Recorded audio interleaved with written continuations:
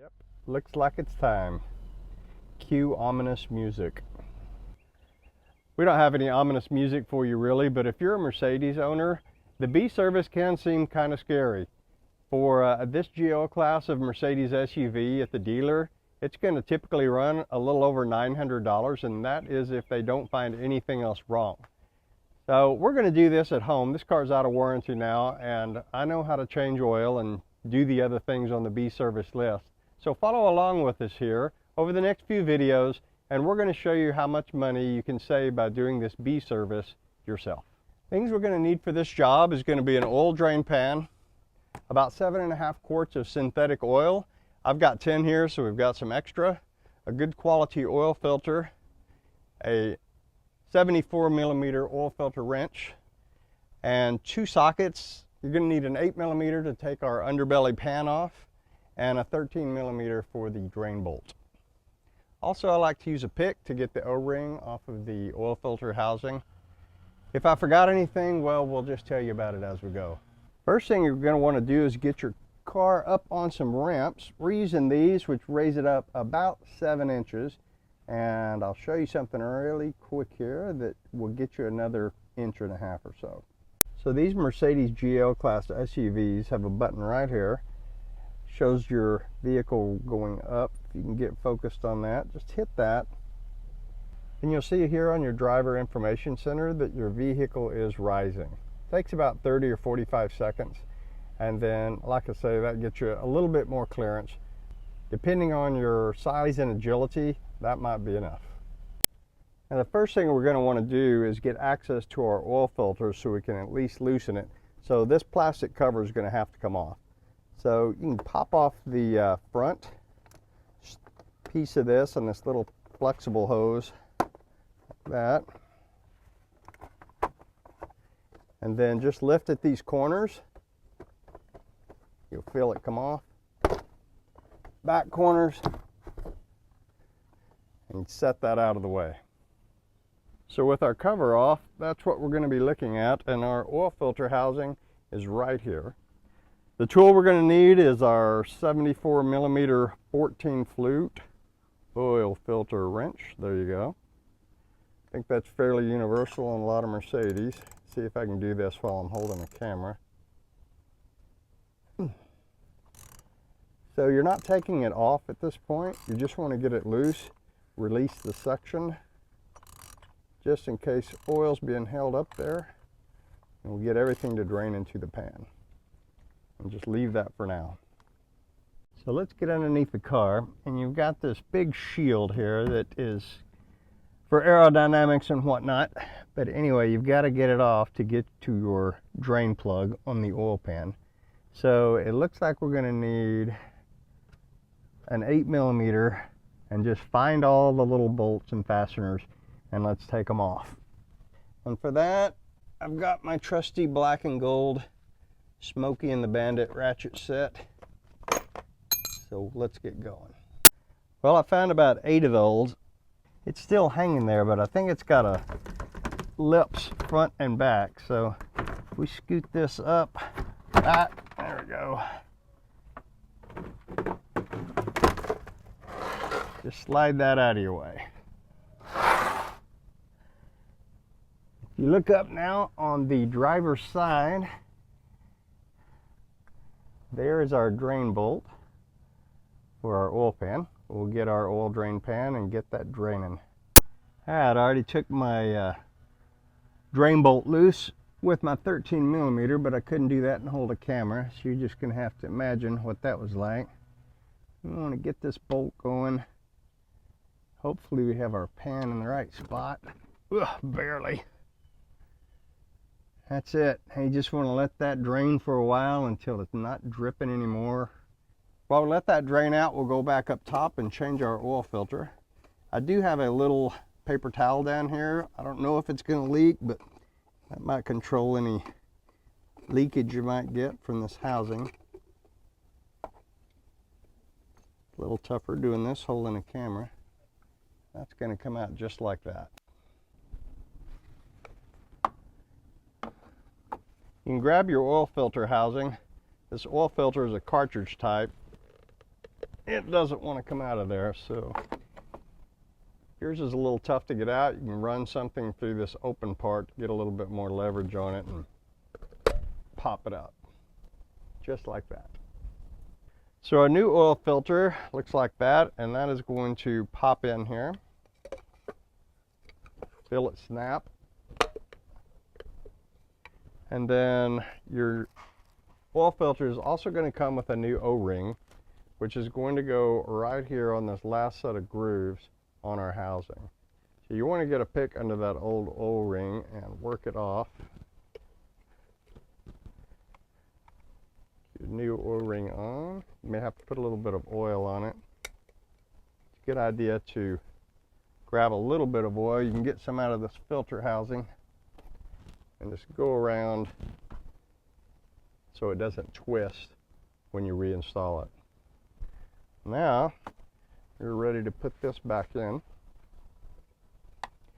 and it's simply going to be a matter of dropping it in. If you do have a paper towel in there, why don't we go ahead and take it out before you go to tighten this so it doesn't get caught up underneath the threads.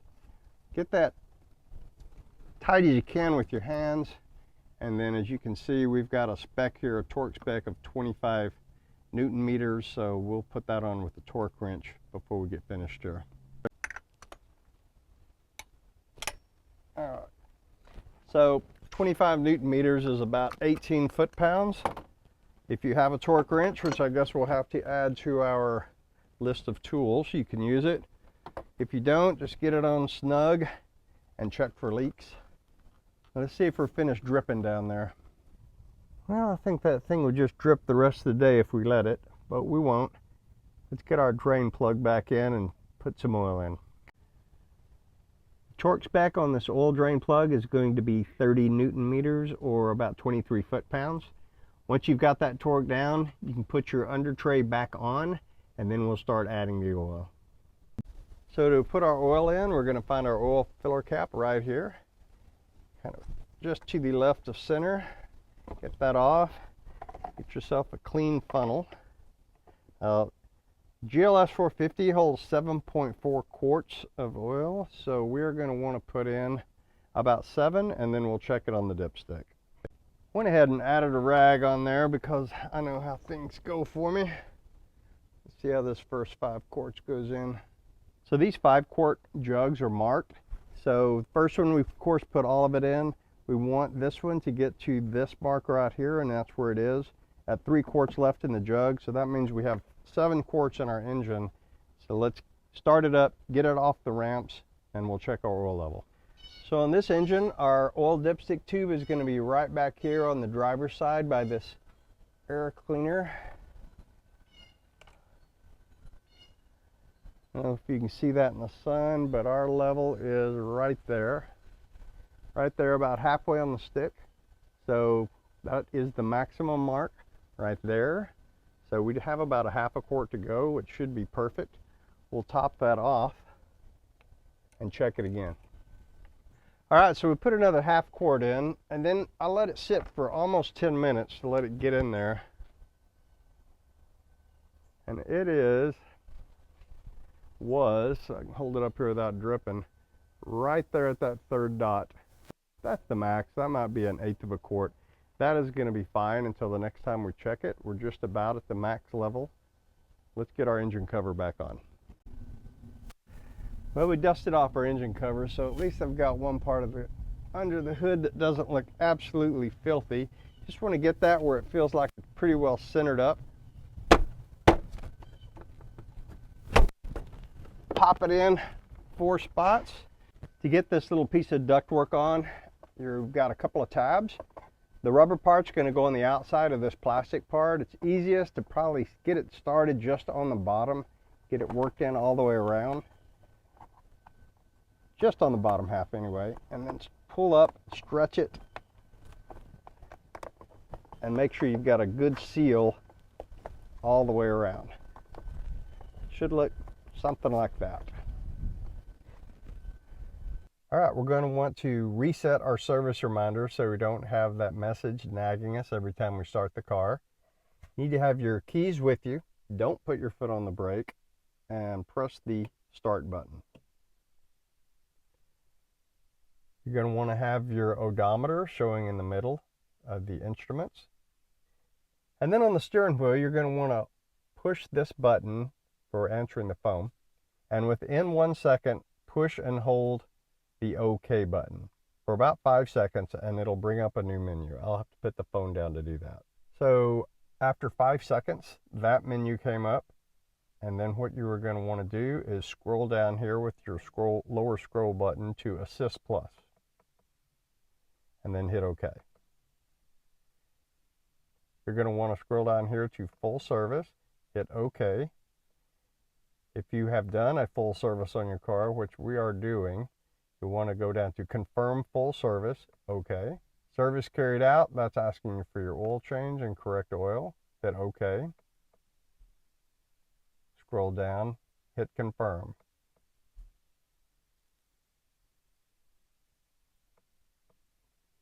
Full service has been carried out, so now if you turn your car off, and next time you start it, you should not have your message.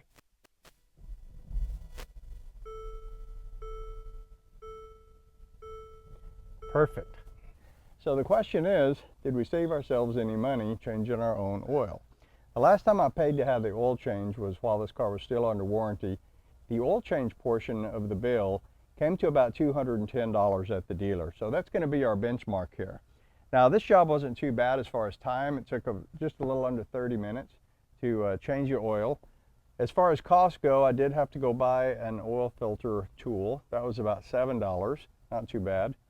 And parts, we had our filter, which is a nice European filter, which was surprisingly cheap. It was only about $8. I bought that online.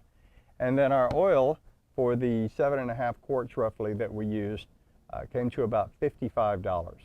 So we've got $7 in tools and about $63 in parts. So that's about $70. $70 versus $210, that's a pretty good savings, $140, I'll take that. And remember, this is just the oil change part of the B service. On an entire B service, we're going to keep adding it up as we do these videos, and we'll find out how much we save in the end. I bet it's going to be a lot. Thanks for watching.